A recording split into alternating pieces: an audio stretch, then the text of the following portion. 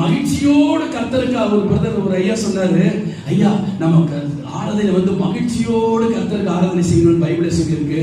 நம்ம மகிழ்ச்சியோடு கர்த்தருக்கு ஆராதனை செய்து ஆனந்த சத்தத்தோட வரணும்னு சொல்லியிருக்கு அப்படின்னு. அதனால உபவாசத்தை பத்தி எல்லாம் சொல்லாதீங்க அப்படின்னாரு. அப்ப என்ன செய்யணும்யா, 4 இட்லி சாப்பிடுவாங்க அப்படின்னாரு. 4 இட்லி சாப்பிட்டா அவருக்கு மகிழ்ச்சி வந்துருமா, 2 கிளாஸ் பால் குடிச்சா மகிழ்ச்சி வந்துருமா. நான் இன்னைக்கு ஒரு கூழெல்லாம் எடுத்து ரெடியா வச்சிருந்தாங்க. அப்ப நான் சொன்னேன், கர்த்தருக்கு ஸ்தோத்திரம், பரிசேயன் வாரத்துக்கு 2 தடவை உபவாசமா இருக்கிறான். இப்போ எனக்கு வயிற்றுல அந்த புண்ணெல்லாம் இருக்குன்னு சொல்லி டாக்டர் சில மாத்திரைகள்லாம் கொடுத்து வயிறை காலி விட்டுறாதீங்க, உண்மையிலேயே சுரந்து அது உங்களுக்கு திரும்பி வயிற்று புண்ணை அது ஏற்படுத்திக்கிட்டே இருக்கும் அப்படின்றதுக்காக விரதம் எல்லாம் இருக்காதீங்கன்னு அவங்க பாஷையில சொல்லி அனுப்பியிருக்கிறாங்க.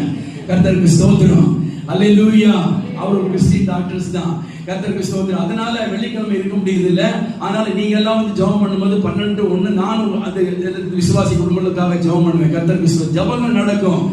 ஆனா அது உபவாசம் இருக்க முடியலையே, வயிறு எரிய ஆரம்பிச்சிருது, காரத்தை சாப்பிட முடியுது இல்ல, என் சாப்பாடெல்லாம் வித்தியாசமா இருக்கு, காஃபி டீ குடிக்க முடியாது, இப்படி எல்லாம் இருக்கிறதுனால என்ன செய்யறது, இன்னைக்கு நல்ல ஒரு கூழு எடுத்து வச்சிருந்தாங்க. சரி, இன்னைக்காவது தேவனுடைய பிரசனத்துக்கு போனாவா, பிரசனத்துக்கு போறோமே, இப்போவாவது இன்னைக்காவது கொஞ்சம் வயிறை காலி செய்து ஒரு உபவாசம் இருப்போமே சொல்லி உபவாசத்தோடு வந்துட்டேன். சத்தம் அல்லேலூயா சொல்லுங்க.